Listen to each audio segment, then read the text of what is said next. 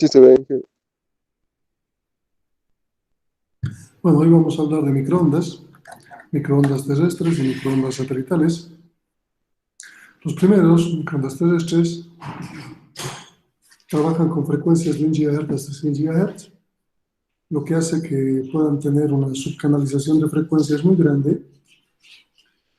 Distancias que pueden alcanzar están entre 50 y 100 kilómetros, pero siempre con la idea de que estas antenas que van a retransmitir tienen que verse.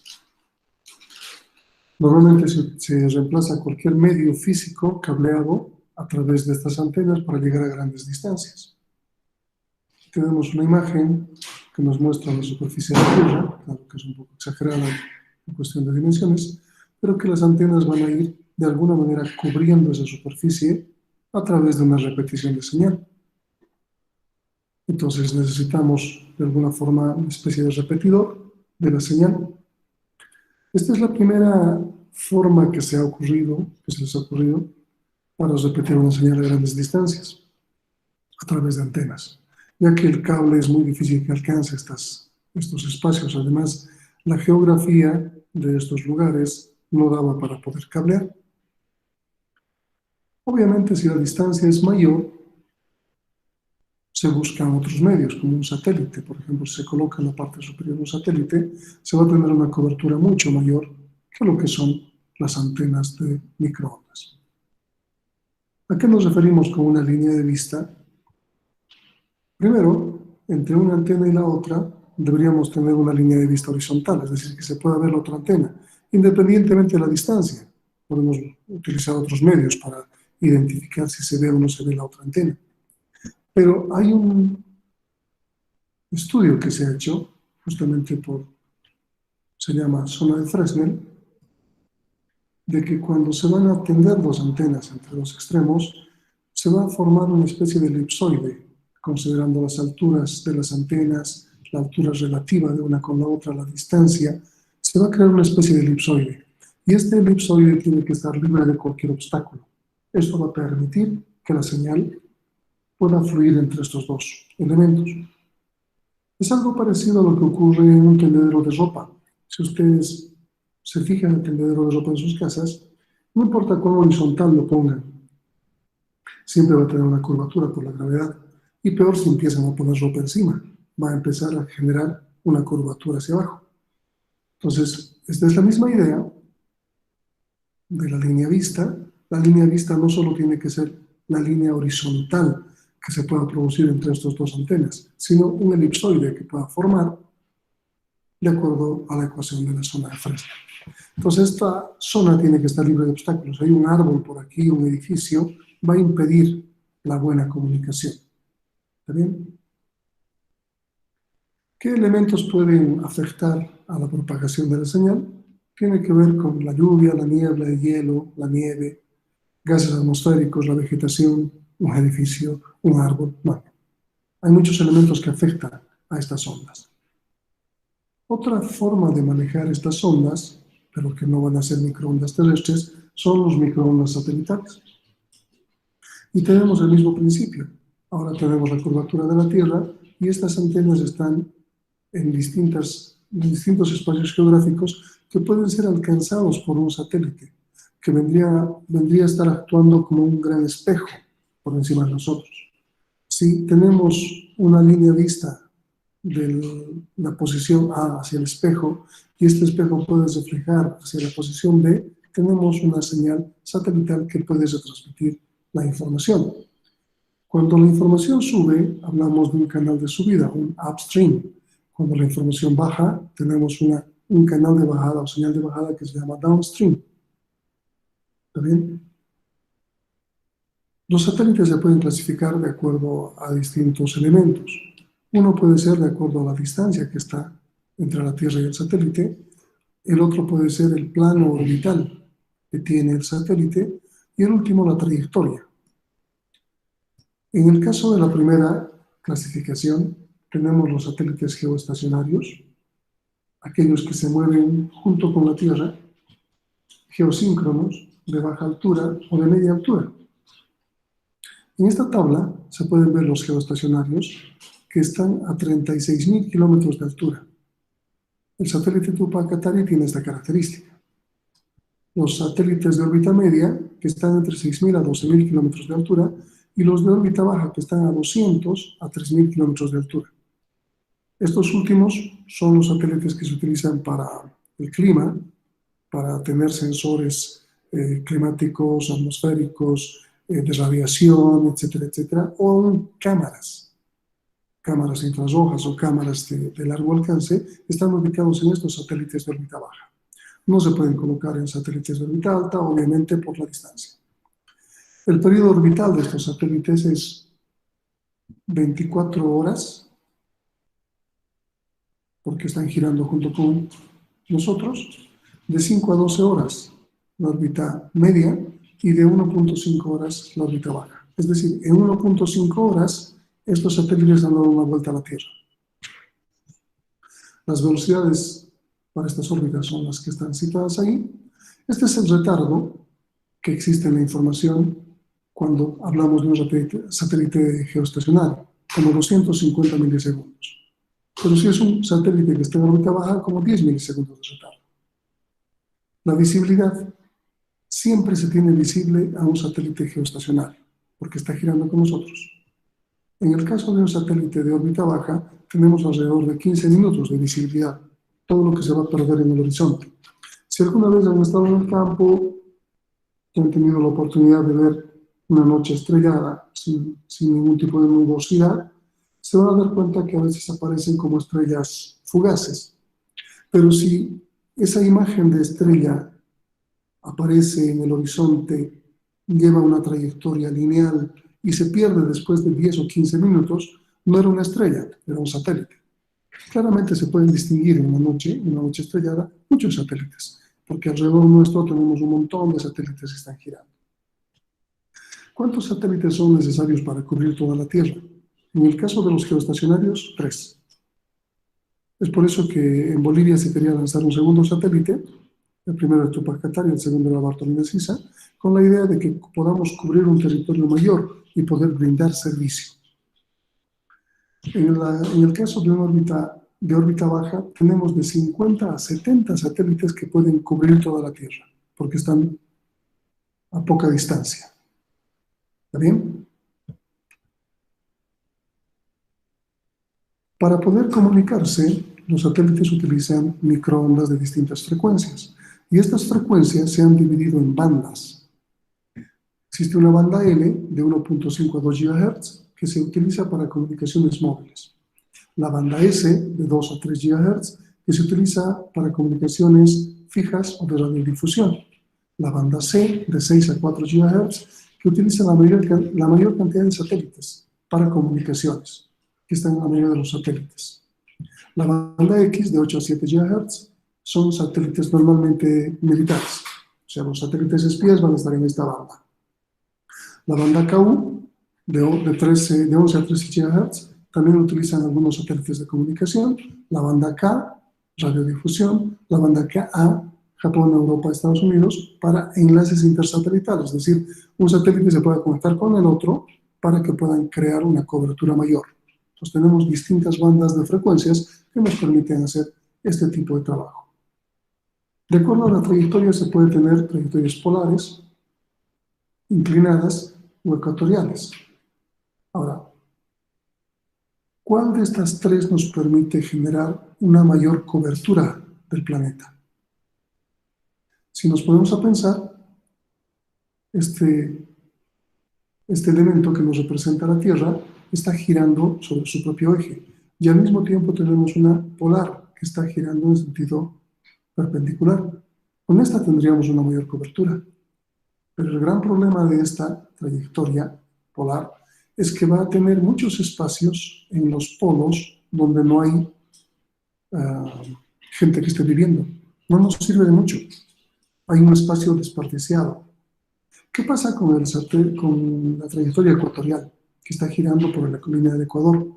Tiene una cobertura menor hacia el lado de los polos y tiene una cobertura mayor al centro de la Tierra. La inclinada es una de las más utilizadas, porque si se ponen a ver, esta trayectoria está cubriendo casi todos los espacios habitados de la Tierra al mismo tiempo que la Tierra está girando. Entonces, uno de los más utilizados. La separación que tienen que tener los satélites en la distancia donde estén ubicados es de 2 grados. Antes era de 4, cuando muy pocos países habían lanzado satélites. Ahora tiene que ser 2. Y esto es milimétricamente medido, si quieren. Pues justamente cuando hay lanzamientos de satélites, sufren accidentes los satélites cuando están colocándolos en la órbita respectiva. Porque estos 2 grados es muy poco, en realidad, para poder ubicar un montón de satélites que están ubicados en nuestro planeta. Aquí tenemos una especie de anillo, vamos a suponer, esto está en la línea del Ecuador, ¿está bien? Todos estos satélites, que si tuviésemos un zoom mayor podríamos ver hasta los nombres, no aparece el de Bolivia aquí porque esta es una imagen anterior, son 3 satélites geoestacionarios, están a 36.000 kilómetros. Y si fuesen más grandes de lo habitual, o estarían muchos más satélites, nos pareceríamos a Saturno, porque estaríamos creando una estela, como un anillo, alrededor de la línea del Ecuador.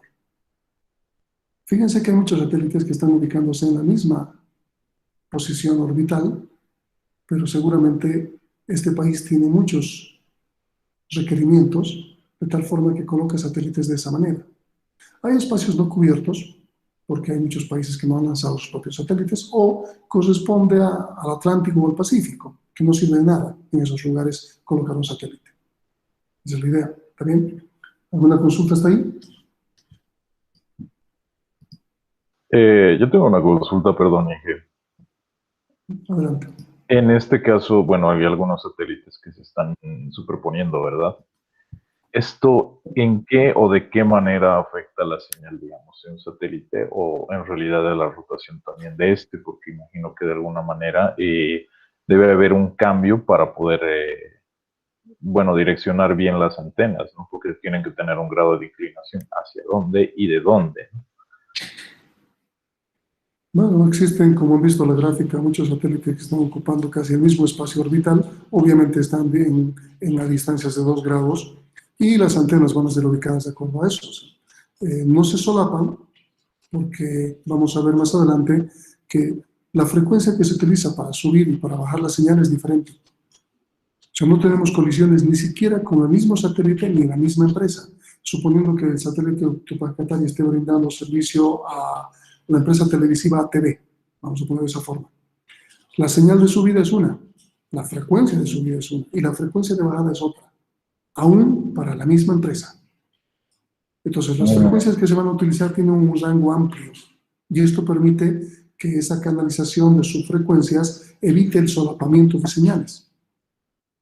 No es lo mismo que en la comunicación de radiofrecuencia, la que ustedes tienen en la práctica, de donde manejamos 2.4 GHz, tenemos apenas 11 canales de frecuencia. Entonces tendríamos como máximo 11 espacios no solapados, si quieren ponerlo de manera hipotética. Pero en el caso de los satélites, demasiadas empresas manejan la señal. ¿Está bien? Vamos a ir mostrando otros elementos más para poder ir liberando algún tipo de consulta que tengan. Fíjense en la imagen donde se ven satélites y la Tierra girando. ¿Se puede distinguir eso? Se crea una malla de satélites. Sí, sí. Ok. Esta malla normalmente, hay una malla de esta forma cuando los satélites son de órbita baja.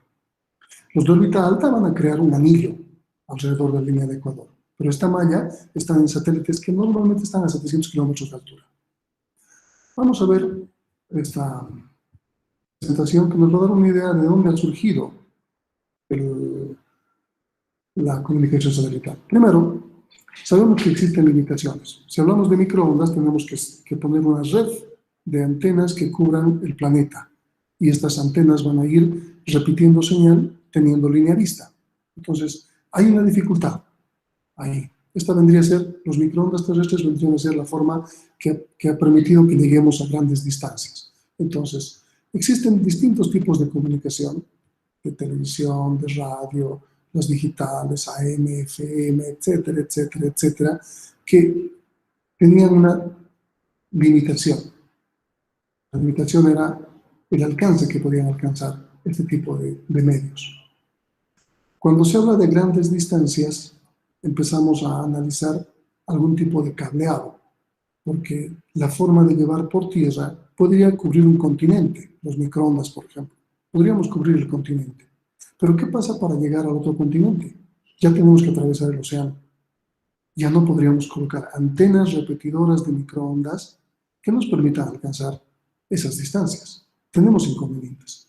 Entonces tenemos que utilizar algún otro medio que nos permita llegar a esas distancias. Entonces la interrogante que surge obviamente es esa necesidad. ¿De qué forma nos conectamos a grandes distancias? ¿Cómo podemos hacer para resolver este problema? La comunicación satelital es, como de manera simple decirlo, es un gran espejo que está por encima nuestro y que nos permite de alguna manera alcanzar grandes distancias. ¿Dónde surge esto? Un primer artículo que se lanza el 45, donde se habla de la transmisión por satélite. Obviamente el 45 no habían satélites, pero ya se lanza la idea. Y la idea no es loca cuando les digo crear un espejo en la parte superior. Las primeras aproximaciones que se han hecho a manejar los satélites son globos aerostáticos, es decir, globos que se elevaban y que permitían hacer una repetición de señal. Uno de los proyectos justamente de Google es a través de globos aerostáticos, la comunicación. Y si ustedes han visto la película Hello Five, ¿cómo se llama esto? Donde hay un muñequito que parece malvavisco llamado Baymax, no me acuerdo el nombre de la película. Una caricatura. Van a ver que existen globos en todo ese espacio. Unos globos que están sujetos con algún tipo de cable al piso, y estos globos están sirviendo con un propósito, en este caso comunicaciones. No lo dicen, no lo muestran, pero eso es lo que están sirviendo. Son globos que están situados a cierto espacio y que nos permiten no llevar cables en la Tierra, sino generar algún efecto de espejo de retransmisión de señal. ¿Está bien? ¿Qué es un satélite entonces? Un repetidor de señales. A este repetidor de señales le llamamos transponder. Entonces, va a existir una celda en este satélite que va a ser un transponder. Y esta celda tiene un espacio que ocupa en el satélite, por tanto el espacio necesita una cantidad finita de transponders. Y cada transponder va a dar ese espejo, va a permitir que la señal se repita en el cielo. ¿Está bien? En la parte de la derecha se puede ver una imagen donde se está viendo esa malla de satélites. Esos puntitos verdes vendría a ser un satélite que está cubriendo una malla. Y en la parte izquierda podemos ver distintos satélites que están cubriendo distintos espacios. Fíjense que hay una comunicación entre satélites y de satélites a la Tierra. Ahora, ¿de qué forma repetimos la señal? La señal se repite con un espacio que se llama estación terrena y el otro vendría a ser el satélite como tal. Las estaciones terrenas ubican grandes antenas satelitales que están orientadas hacia el satélite, que están permitiendo cubrir todos los transponders posibles. Entonces, si yo tengo una comunicación satelital para mi casa, no voy a tener una antena satelital de 10 metros. Me servirá una de 50 centímetros, porque yo tengo que agarrar una señal que está orientada hacia un transponder, mientras que las estaciones terrenas de las empresas tienen que agarrar todos los transponders posibles, de tal forma que puedan retransmitir.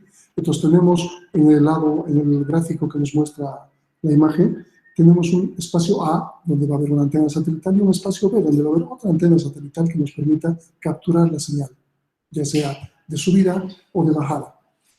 A esto normalmente se llama fingerprint, entonces es como la huella que marca. Si aquí lo ponemos con luz, como este satélite está mostrando, este vendría a ser el fingerprint, el espacio que cubre esa antena o ese transponder. Obviamente los satélites nos permiten comunicar distintos tipos de medios terrestres.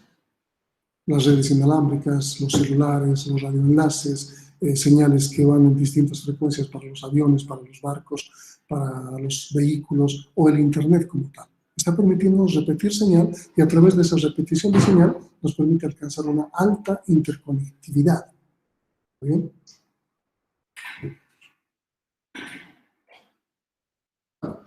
Históricamente, el 45 se lanza la idea de utilizar satélites. Esto se va mejorando.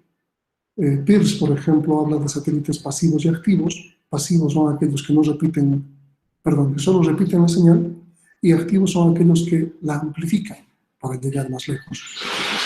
Pero recién en el 57, muchos años después, se lanza el primer satélite. ¿A quién le corresponde el primer satélite?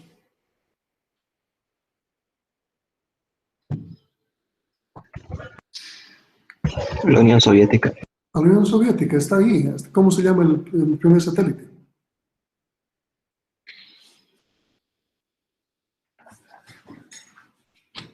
Sputnik. Sputnik 1.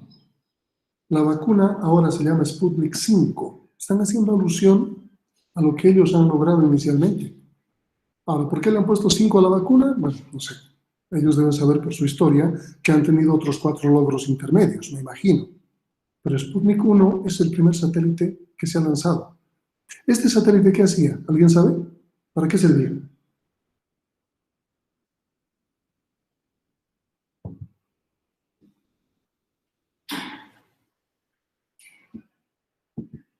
¿Para qué servía?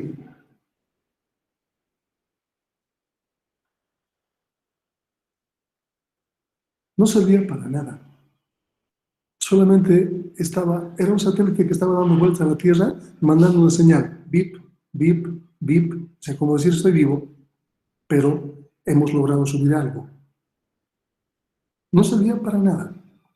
El año siguiente, Estados Unidos lanza su primer satélite, Explorer 1, y este sí servía para comunicación. El detalle es que la Unión Soviética ha ganado la competencia, si quiere, aunque su satélite no hacía nada. El 59 se lanza otro que se llama Pioneer 1. Este satélite es interesante, el que está marcado como SCORE. Este, si no me equivoco, justamente este es una esfera enorme, un espejo enorme. El 60 se lanza el Tiros 1, y bueno, esta esfera enorme es el ECO. Son 30 metros de diámetro, un globo de 30 metros. Van a ver la imagen más allá. Luego se lanza Ranger, Telstar. Telstar es uno de los que empiezan a generar mayor comunicación a nivel del mundo, de nuestro planeta. Mars, Relay, Syncom, distintos satélites que se van lanzando. Telstar empieza a tener Telstar 1, Telstar 2, Telstar 3, y son los que muchas empresas de telecomunicación en el mundo, sobre todo en nuestro país, también se comunican a esas. Las Intelsat son las que ahora están brindando mucho servicio de telecomunicación. Entel estaba conectada a Intelsat antes de estar conectada a Tupac Katari.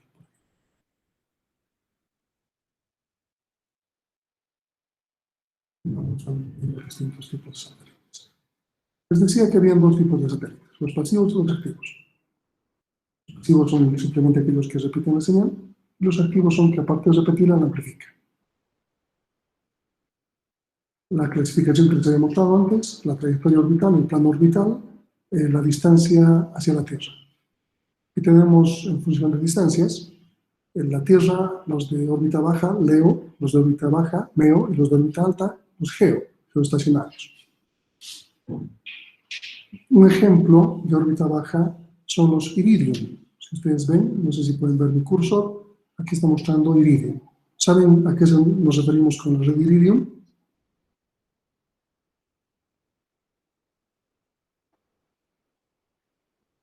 Una de órbita media,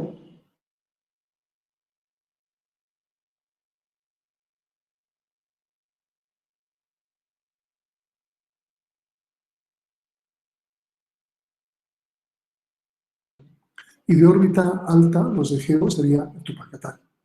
Iridium, órbita baja, GPS, órbita media, y de geoestacionaria, Tupac Katari. ¿Nadie sabe lo que significa la red Iridium?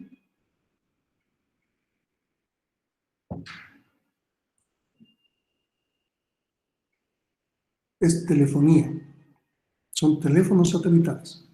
Estén donde ustedes en cualquier lugar del planeta, y si tienen un teléfono satelital, tienen comunicación. ¿Ok? Aquí vemos algo que se llama cinturones de radiación. ¿Por qué los satélites se ubican en cierta zona? Porque hay órbita alta, órbita baja, órbita media. Justamente se aprovecha estas áreas de radiación, son de Van Allen. Son como cinturones, áreas que están cubriendo la Tierra en distintas alturas. Y la idea es que en esos espacios existe una especie de una diferencia entre lo que es atracción gravitacional hacia la Tierra y algo que tiene que ver con atracción gravitacional, no es el término adecuado, no recuerdo bien el término, hacia el universo. ¿Está bien? Entonces se aprovechan estos cinturones para colocar estas trayectorias.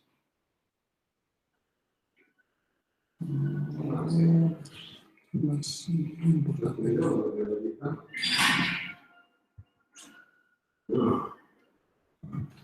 Bueno, aquí nos muestra lo que son las frecuencias de subida y de bajada. Es importante acordarse de que tanto la frecuencia de subida como de bajada son diferentes. El upstream y downstream utilizan frecuencias diferentes, aun cuando estemos hablando de la misma empresa. ¿Cómo se mantienen los satélites en una órbita? Por ejemplo, el Tupac Katari, ¿cómo se mantiene por encima nuestro? No está precisamente por encima nuestro, pero nos está apuntando. ¿Cómo se mantiene en esa órbita? Los satélites necesitan de algún tipo de combustible que les permita mantenerse en la órbita. Los satélites geoestacionarios, están haciendo una trayectoria parecida a unos ochos o a los infinitos, a un valor, símbolo del infinito. Y desde aquí, desde la Tierra, están generando que sus propulsores puedan mantenerse en la órbita. No es que se ha colocado algo en cierta posición y la naturaleza lo va a mantener. Tenemos que mantenerlo ahí. Y para mantenerlo necesitamos combustible. ¿Ok? ¿Cuánto aguanta el combustible de un satélite? ¿Alguna idea?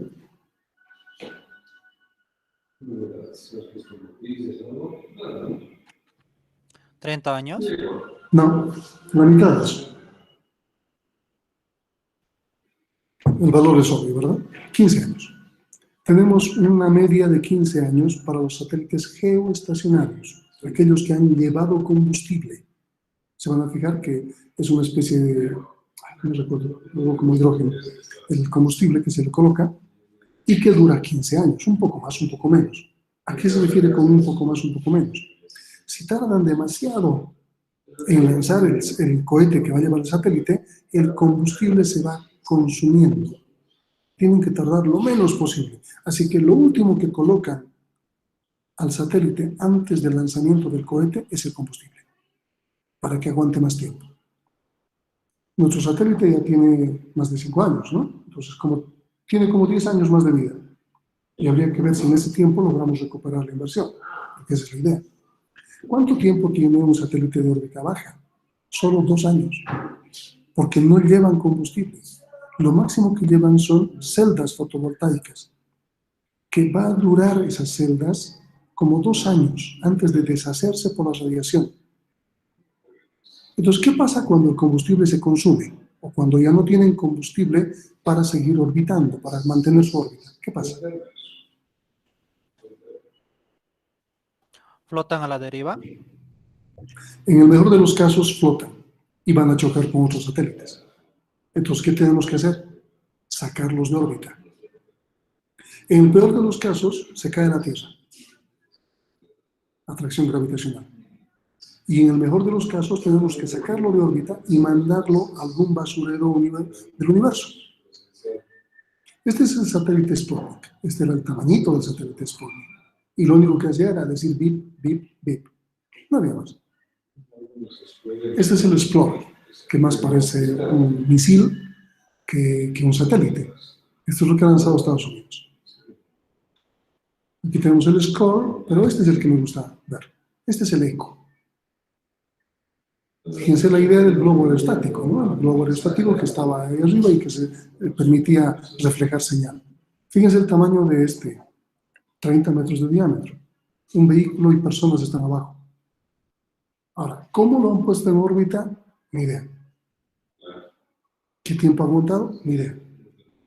Pero estas son las aproximaciones, las investigaciones que se han hecho para tratar de poner algo arriba que dé el mejor servicio posible. Fíjense este, se parece más a la guerra de las galaxias. Aquí tenemos los Intelsat. ¿No? ¿Cómo son los satélites ahora? De esta forma, de esta otra, de esta. ¿Cuál es la forma de los satélites? ¿Alguien me puede decir? Esférica con paneles. No. Es un cubo. La mayoría de los satélites son un cubo ahora. Y fíjense que ninguna de las primeras inicialmente eran cubos. Aquí volvemos a ver las trayectorias y las distancias. Ya saben, vamos a ver unas trayectorias. Aquí está. Este es geoestacionario. ¿Se distingue? El satélite está girando junto con nosotros. Sobre la línea del Ecuador. ¿Por qué sobre la línea del Ecuador? Nosotros no estamos a la altura del Ecuador. Estamos mucho más abajo. ¿Por qué el satélite no está girando junto con nosotros abajo? ¿Alguna idea? Por el centro. El centro que tiene es el que va a dar el punto de referencia para el satélite. No tanto el hecho de que estemos más abajo o más arriba implica el hecho de la distancia de que va a tener. En realidad es por otra cosa. Se han puesto a pensar por qué todas las naciones que tienen centros de lanzamiento de satélites o de cohetes están ubicados cerca del Ecuador, de la línea del Ecuador. ¿Dónde tiene su centro de lanzamiento Estados Unidos?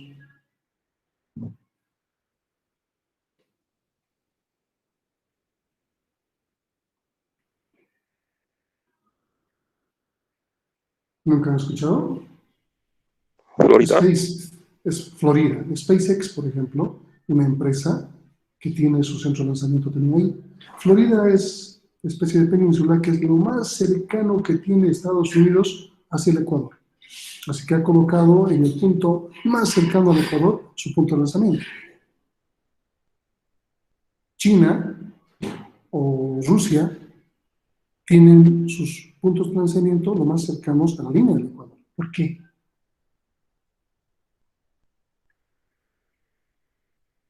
¿Qué de particular tiene la línea del Ecuador?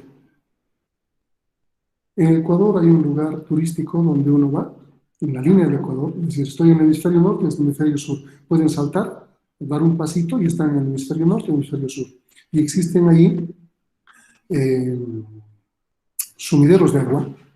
Si uno bota el agua, se va a dar cuenta que gira en un sentido. Pasa al otro hemisferio, bota el agua y se va a dar cuenta que gira en el otro sentido. Entonces, ahí está un poco el principio por qué se tiene que utilizar las salidas de los cohetes a través de la línea del Ecuador. Porque los puntos de lanzamiento de cohetes tienen que estar cercanos a la línea del Ecuador. En ese punto neutro en la línea del Ecuador, donde no es el hemisferio norte ni el hemisferio sur, ¿cómo funcionará la gravedad?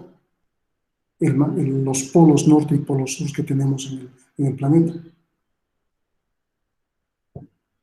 Un cohete para salir tiene que, no importa de dónde se lance, tiene que tener una trayectoria hacia la línea del Ecuador para salir sin problema.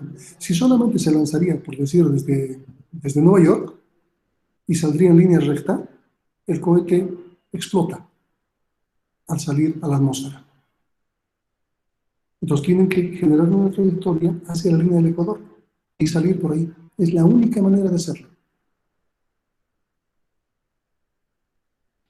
Atracción gravitacional.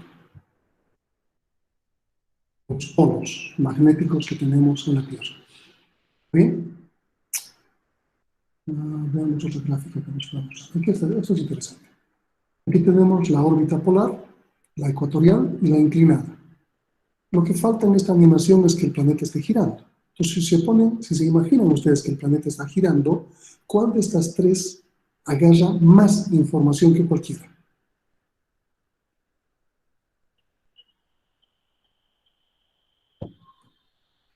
Vamos, ¿alguna idea? Órbita inclinada. La inclinada. La polar pierde mucho tiempo en los polos donde no hay gente.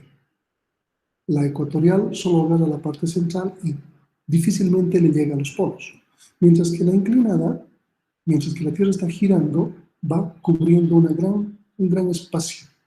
Entonces, la mayoría de los satélites de órbita media y órbita baja tienen una trayectoria órbita inclinada, mientras que los geoestacionarios tienen una órbita ecuatorial. Aquí está lo que les decía hace rato y no me recordaba el término. ¿Cómo se mantiene un satélite en cierta posición? La atracción gravitacional frente a la fuerza centrífuga. Entonces, se tiene que mantener un equilibrio entre estos dos elementos para que podamos, de alguna manera, balancear la posición del satélite. ¿Ok? ¿Qué más que hay en esto? Mucho para ver los satélites, pero nos interesa centrarnos un poco en los elementos. ¿Qué elementos constituyen un satélite? Un satélite tiene que tener subsistemas. No solamente es un gran espejo que rebota la señal. Uno es el de potencia. Permite generar energía para que pueda operar el satélite durante todas las fases de la misión, aún la que está en producción, es decir, la que está lanzando rebotando la señal. ¿Está bien? El de propulsión le permite mantenerse en la órbita. Este es el combustible que se consume durante 15 años en los geoestacionarios. ¿No? Es un bipropeleno, algo así se llama. Está hecho en base a propano. Y tienen que colocarlo lo más tarde posible antes de lanzar el satélite. Vamos a ver un video de eso.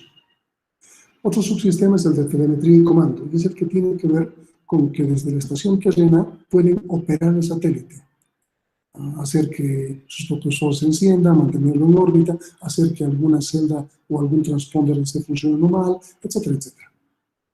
El de comunicaciones nos permite dar el servicio de comunicación como tal. ¿Bien?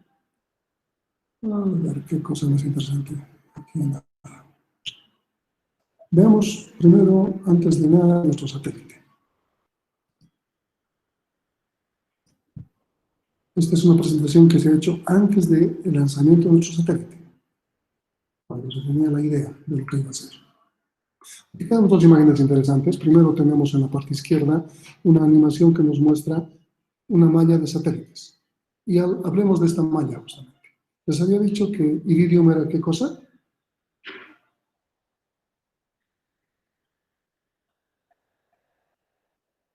Que era Iridium. Telefonía satelital.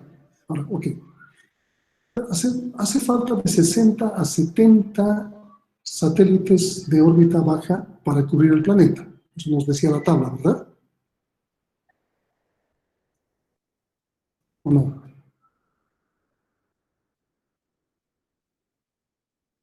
Vamos a ver cuál es el número atómico de Iridium, 77. ¿Por qué le han puesto Iridium a esa red de satélites de telefonía? Porque ellos tenían, según su diseño, el número de 77 satélites que iba a cubrir el planeta, según su diseño.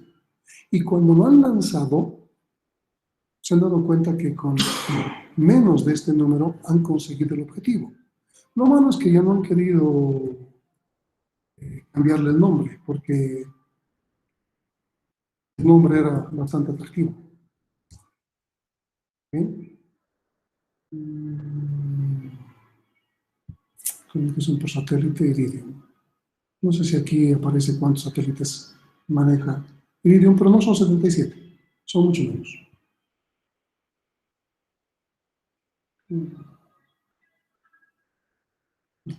No está aquí. No, vamos a entrar en detalles sobre eso.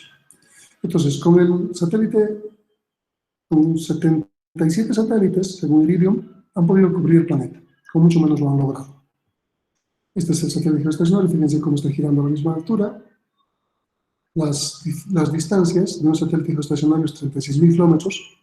El nuestro tiene que estar a esta altura, 36.000 kilómetros. Los de órbita baja pueden ser de 200, ¿no? Hasta 3.000 más o menos.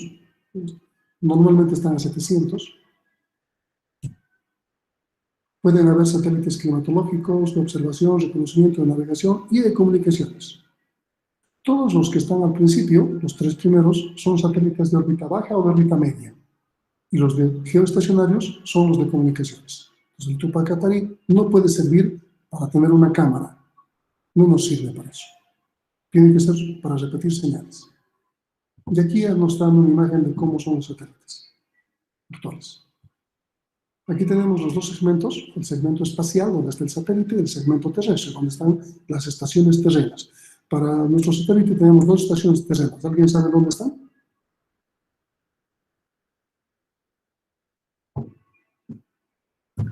Una está en el Alto, se llama Machuma, y otra está en Santa Cruz, se llama La Guardia. Está en La Guardia, en una población llamada La Guardia. El satélite no es otra cosa que un repetidor de microondas. La manera más simple de describirlo.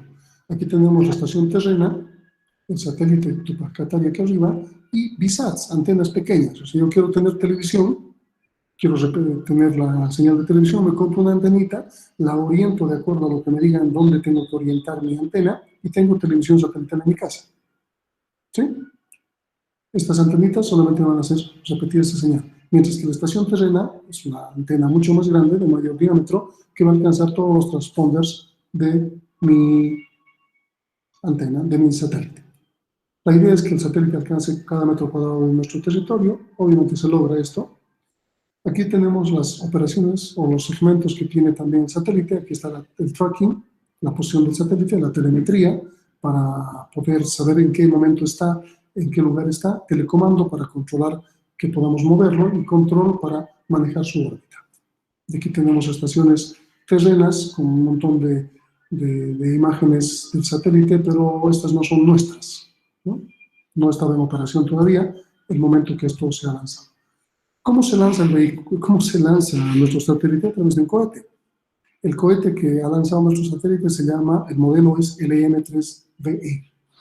Se ha lanzado desde CALT, se ha construido en CALT, en la Academia China, para esto, y se ha lanzado desde Xishan, en China. Esta es una imagen de cómo se lanza el cohete, y el cohete en la parte superior del cohete está llevando nuestro satélite. Aquí tenemos el vehículo de lanzamiento, todo esto es el cohete que va a permitir lanzar un satélite. Así que imagínense el desperdicio, por eso es que cuesta $300 millones, para poder lanzar un satélite. Aquí tenemos cómo están ensamblando el cohete. Están ensamblando. Entonces vamos a ver en este video cómo van armando en la plataforma de lanzamiento al cohete que va a lanzar el satélite. En esa parte que se ve en el cono superior se va a ubicar el satélite. Es la última etapa de lanzamiento. Ahí están los propulsores iniciales, van a colocar los boosters alrededor del cohete que van a permitir, ahí están los boosters, que van a permitir la primera etapa de lanzamiento. En el siguiente video vamos a ver el momento preciso donde están colocando el combustible al satélite. Y luego recién se lanza. Es lo último que se coloca.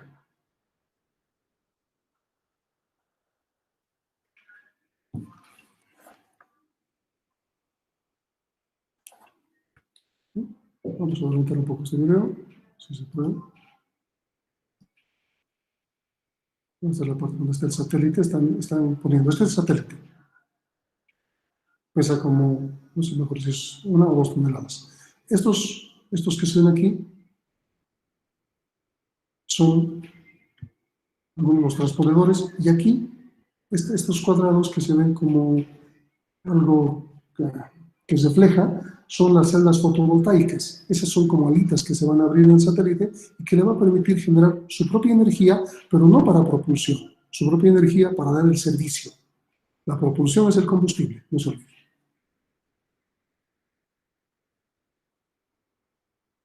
Aquí está ya a punto de lanzarse. Esta es la imagen del satélite nigeriano. Ha sido lanzado antes que nosotros. Eso quiere decir que esta ha sido la forma en que nos han convencido al gobierno para poder tener el servicio. Aquí están poniendo el combustible. Están colocando combustible, ¿no? En el último momento. Luego de eso ya la plataforma se separa y va a haber el lanzamiento. Es minutos antes de que se lance el satélite.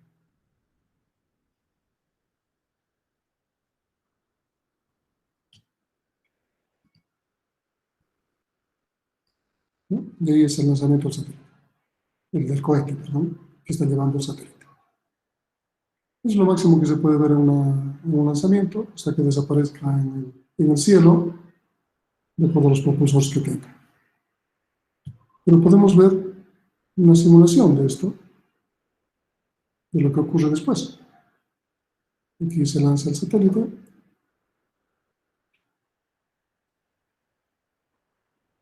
La primera etapa, los boosters que se habían puesto para la propulsión, se desprenden, van a caer en algún lugar del mar. Pasa a la siguiente etapa con otro tipo de propulsión. Genera otra propulsión con la tercera etapa y va llegando hasta los 36.000 kilómetros a la órbita que le corresponde. Y la última etapa va a ser el propulsor que ubique al satélite en el espacio correcto.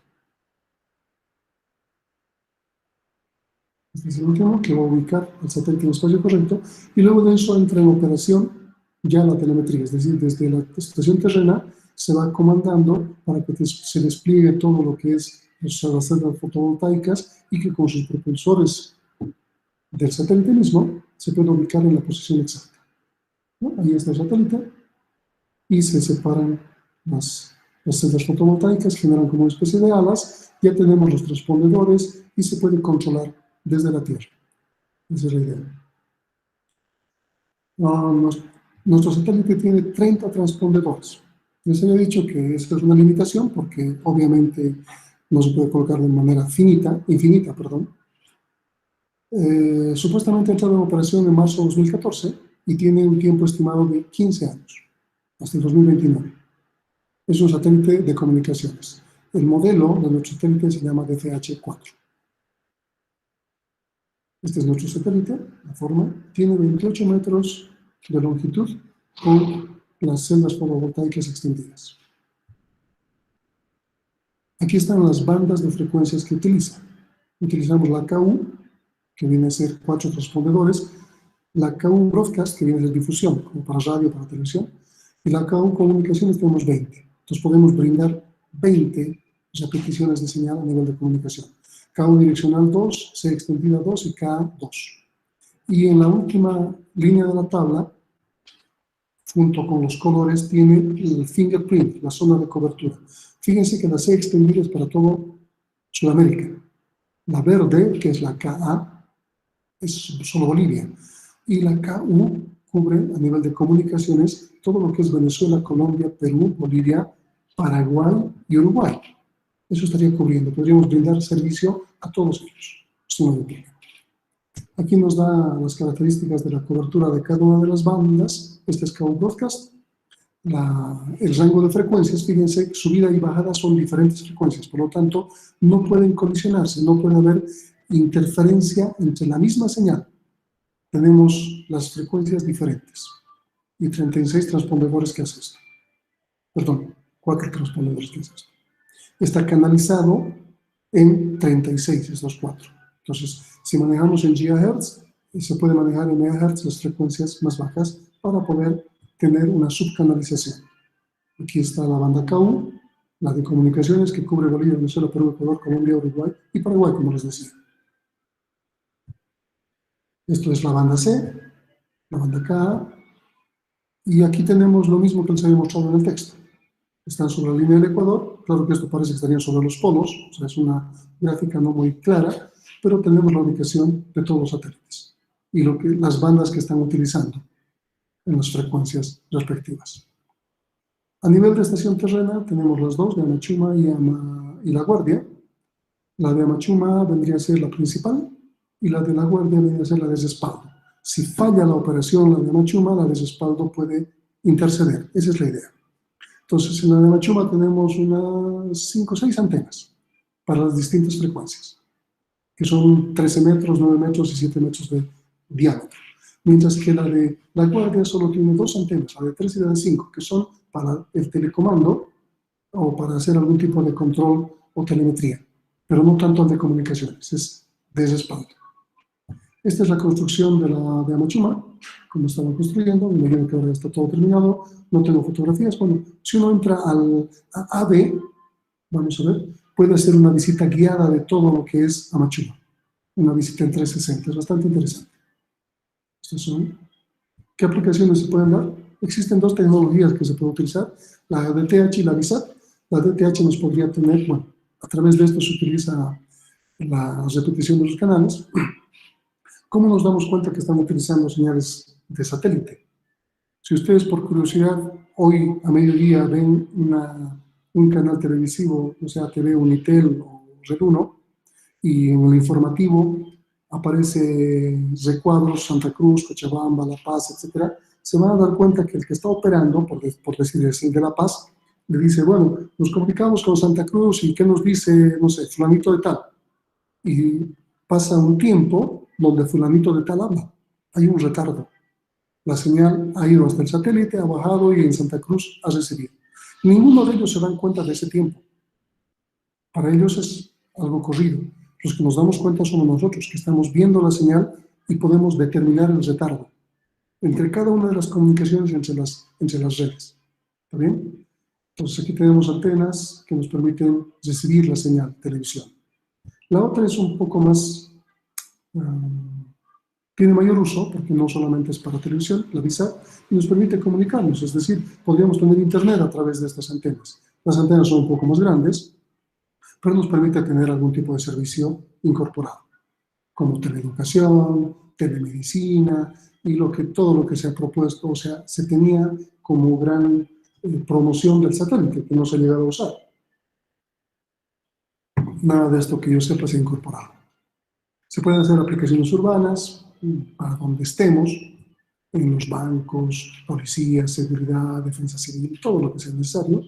Se pueden hacer aplicaciones rurales con energía que le da celda fotovoltaica y su antena VISAT, y se puede comunicar, tener telefonía, internet o televisión a través de la misma señal para espacios rurales donde no puede llegar, no se puede llegar de otra manera.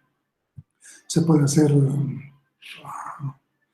respuesta rápida ante catástrofes, tampoco se ha usado, o sea, fíjense que esto es propaganda, es la propaganda con la cual les han vendido el satélite y con la cual el gobierno nos quiere convencer de que ha sido una buena inversión.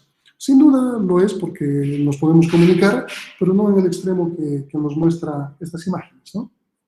La comunicación es restringida.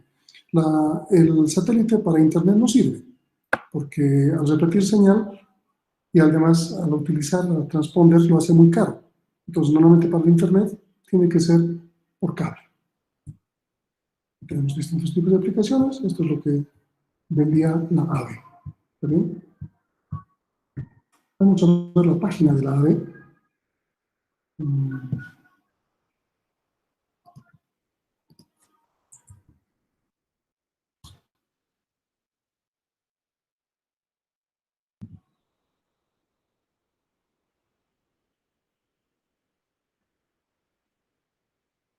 Lenta de paso, no sé si es mi internet.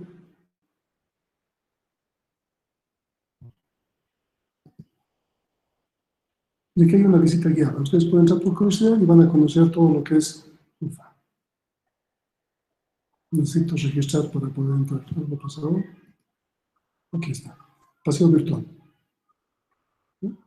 Hay un paseo virtual. Ahí está. Paseo virtual. Podemos iniciar el paseo. Se va a cargar el navegador y uno puede pasear en todo lo que es la estación terrena Amachuma. Y ahí les va dando más datos sobre nuestro satélite, etcétera, etcétera. Es bastante interesante, pueden hacerlo. Lo que nos interesa para acabar el tema es ver las topologías. Vamos a ver las topologías de Comteco, por ejemplo. Vamos a ver los elementos más importantes. No nos interesa de Comteco nada de la telefonía, nos interesa de Internet. Aquí tenemos microondas, en el caso de Comteco. Comteco tiene microondas porque llega hasta Ibirgasama y hasta Tambo Quemado, en el otro extremo. Entonces hay una comunicación telefónica, si quieren, teléfono, a nivel de microondas. Entonces aquí están los lugares donde están ubicadas las estaciones o las antenas. Y esta es la red de datos de Conteco. Tiene un anillo de fibra óptica, la que está marcada en rojo, entre las 3 subcentrales, la de Hipódromo, la del centro y la del norte. Y luego tiene anillos, pero ya no son de fibra óptica, de otros medios que permiten cubrir todo lo que es Cochabamba. ¿Bien? Esto es Conteco. Veamos Access. Access igual nos interesa la parte de telefonía. Veamos, primero vamos a ver microondas o fibra óptica. Esto es fibra óptica. Access tiene un backbone de fibra óptica que cubre desde La Paz hasta Santa Cruz. Tiene un anillo entre La Paz y Caracollo. Pero después solamente es un backbone y también baja hasta Oruro. Pues fíjense que no tiene una topología en anillo como tal, como hasta hace unos años decía. El anillo que tiene solamente es entre La Paz y Caracollo, redundancia, para evitar algún tipo de cortes. Pero todo lo demás es un backbone, fibra óptica. Esta fibra óptica es mucho más actualizada y más veloz que la de Entel, sí, pero solo tiene un backbone. Y luego tiene, ¿cómo se comunica? No sé si tiene microondas. Aquí está microondas. Sí, estos son sus microondas. Entre Tambo Quemado hasta La Paz. ¿No? No maneja otra cosa. Estas son las microondas, perdón. El Alto hasta Santa Cruz, Cochabamba, Cuba. Veamos la de Entel, que es la más interesante. Aquí está. Aquí vamos a ver muchos de los elementos que Entel tiene, pero van a ver algo que difícilmente se puede conseguir, que es la topología de Entel. ¿Bien? Esta es la red de fibra óptica de Entel. Como les decía, es un anillo. ¿Lo distingue el anillo? En La Paz, Cochabamba, Santa Cruz. Aquí pasamos por Chuquisaca, Tarija, Potosí, Oruro y vuelve a La Paz. No está ni Pando ni Beni dentro del anillo. Y a través del anillo de fibra óptica salimos por Perú, por Chile, por Argentina y ahora ya por Brasil. Tiene 4 lugares donde sale Entel. ¿Se distingue?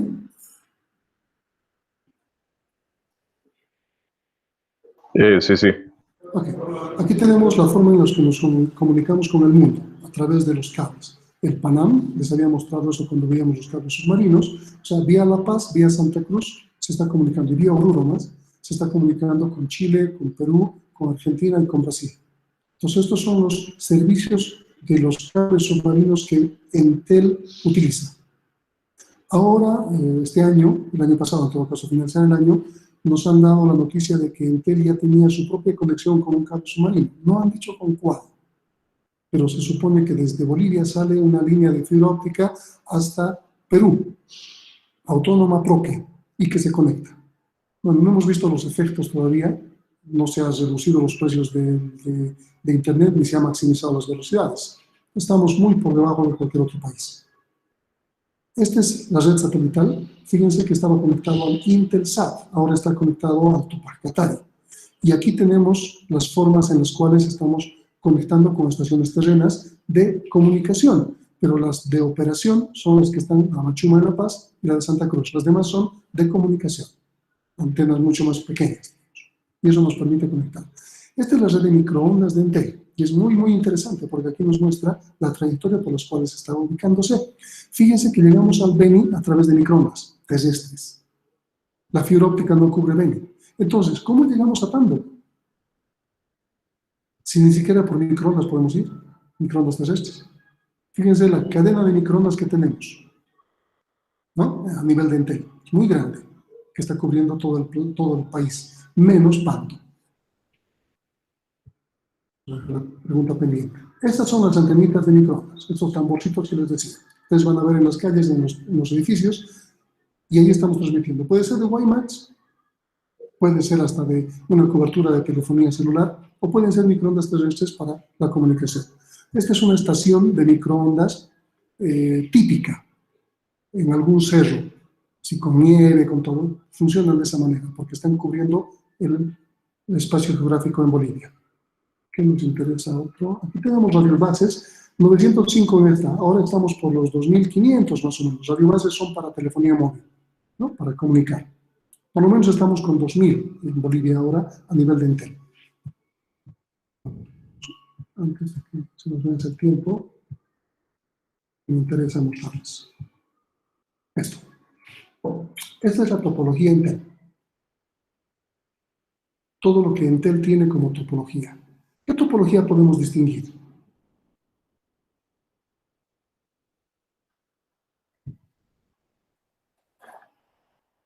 ¿Qué topología tiene Intel? Aquí fíjense, en la parte inferior Cochabamba tenemos 3 anillos de Intel. En La Paz un anillo, en Santa Cruz un anillo. Aquí tenemos estrellas hacia Yacuyo. Aquí está Cobija. ¿Cómo se comunica? Por satélite.